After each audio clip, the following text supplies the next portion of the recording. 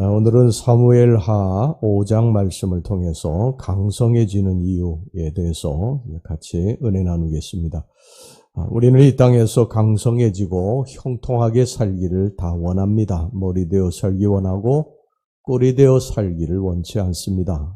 아마 여러분들도 여러분들의 자녀들이 이 땅에서 꼬리 되어서 사는 것을 다 원치 않을 거예요. 남에게 매일 뒤처져서 무시받고 살기를 원하시지 않을 것입니다.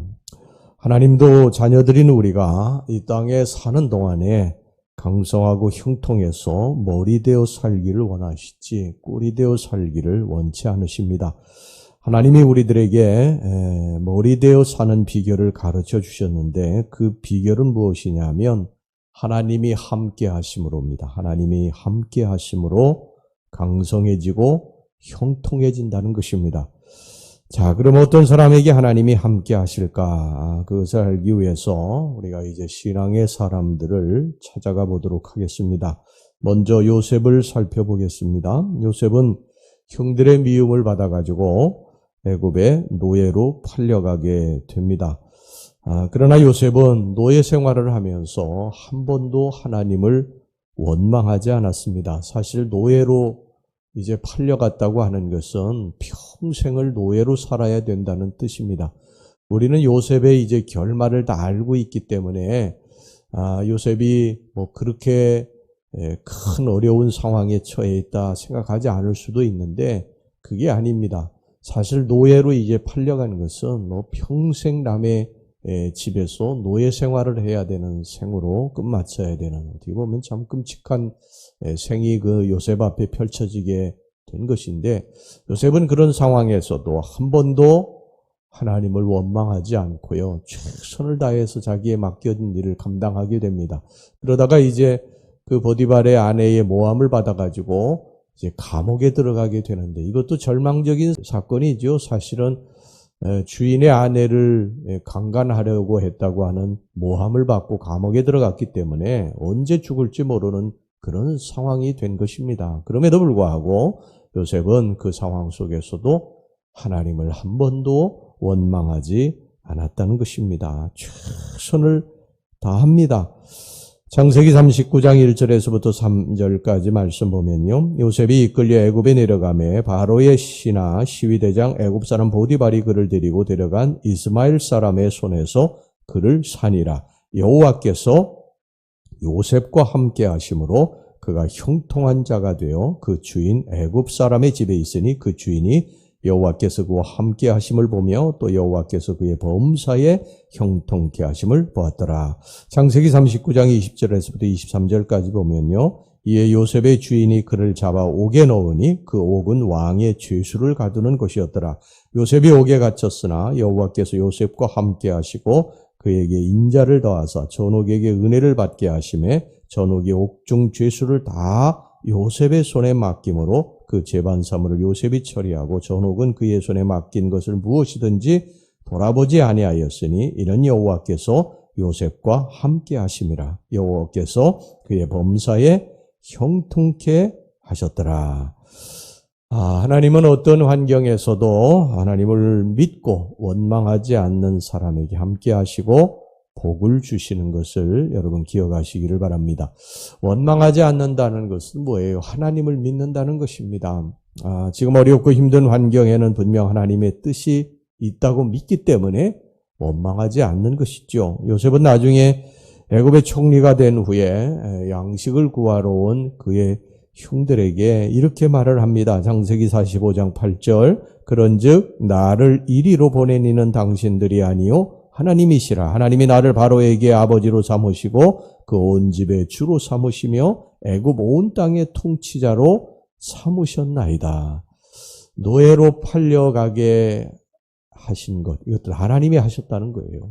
형들이 한 것이 아니고 당신들이 한 것이 아니고 하나님이 하셨다고 그렇게 고백을 하고 있는 것입니다. 여러분, 살다 보면 우리가 어려움을 만날 때가 있습니다. 그때 우리가 어리석게 하나님을 원망해서는 안 될 것입니다. 거기에 하나님의 뜻이 있음을 믿어야 됩니다. 우리는 하나님의 뜻이 어떤 뜻인지는 지금은 잘 모르지만요, 거기에 분명히 하나님의 뜻이 있다. 이것을 여러분 믿으시고 하나님 원망하지 말고 묵묵히 자신의 맡겨진 일에 최선을 다하시면 하나님이 언젠가 함께 하셔서 반드시 세우실 날이 있게 될 줄로 믿습니다. 자, 그 다음에 이제 살펴볼 사람이 누구냐면요. 오늘 본문에 나오는 다윗입니다. 다윗은 점점 더 강성해져 갔다. 성경이 말씀을 하고 있어요. 그 이유는 하나님이 함께 하셨기 때문이다. 자, 10절 말씀 보겠습니다. 오늘 본문의 10절 말씀. 만군의 하나님 여호와께서 함께 계시니 다윗이 점점 강성하여 가니라. 다윗이 점점 더 강성해 간 이유가 뭐냐면 하나님이 다윗과 함께 하셨기 때문이다.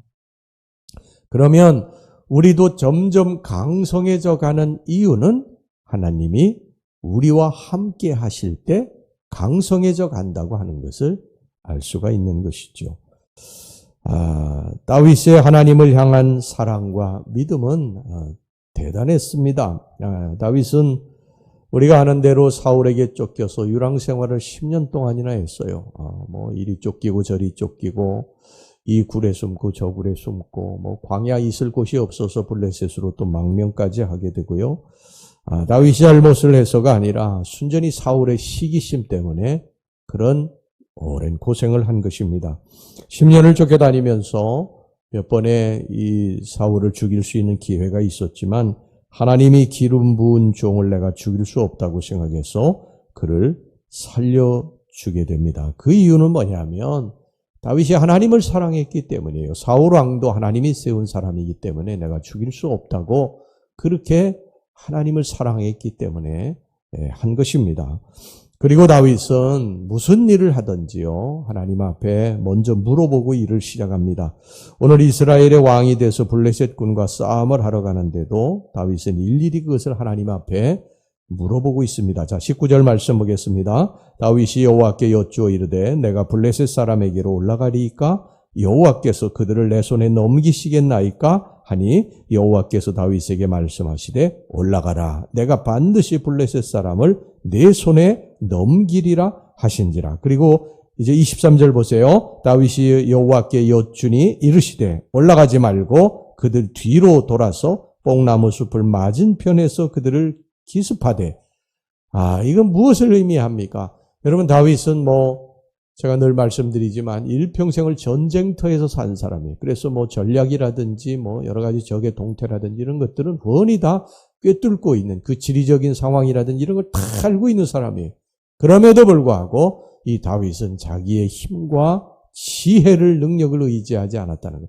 하나님 앞에 모든 것을 의탁하고 하나님을 의지하고 하나님 앞에 물어보고 그 전쟁에 나가고 하나님이 멈추라고 하면 멈추고 가라고 올라가라고 하면 올라가고 이런 삶을 평생 산 사람입니다.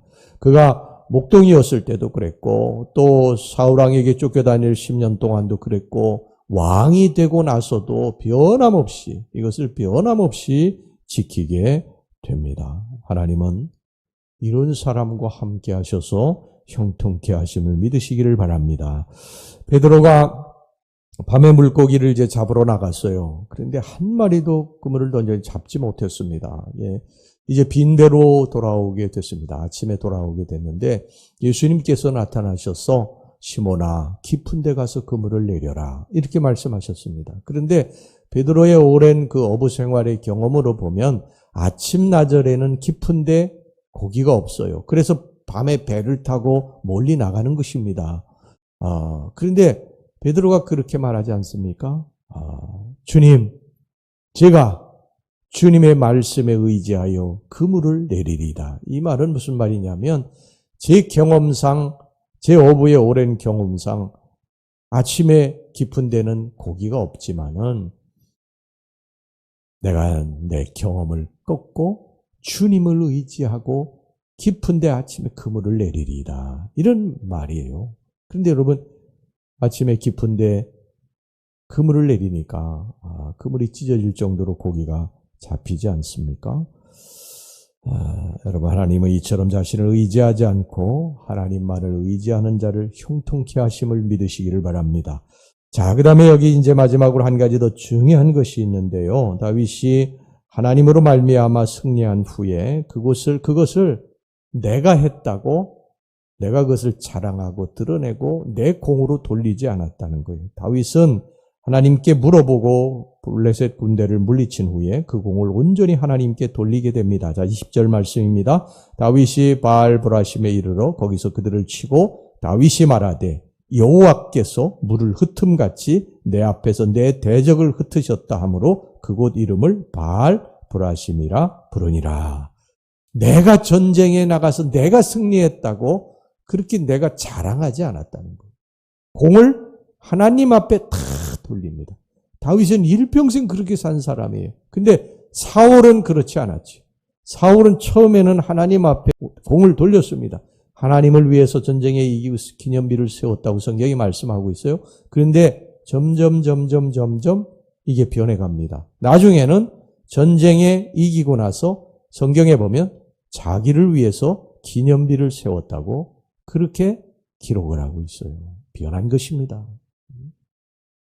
여러분, 우리가 살면서 여러 가지 그러한 일들이 이루어진 것, 내가 형통하고 또 내가 지금 평탄하고 또 모든 일들이 잘 되는 거, 여러분 이것은 내가 한 것이 아니라 누가 하셨다고요? 하나님이 하셨습니다. 하나님이 도와주셨습니다. 내가 지금 건강하게 사는 거, 내가 건강을 잘 챙겨서가 아니고 하나님이 내게 건강을 주셨기 때문입니다.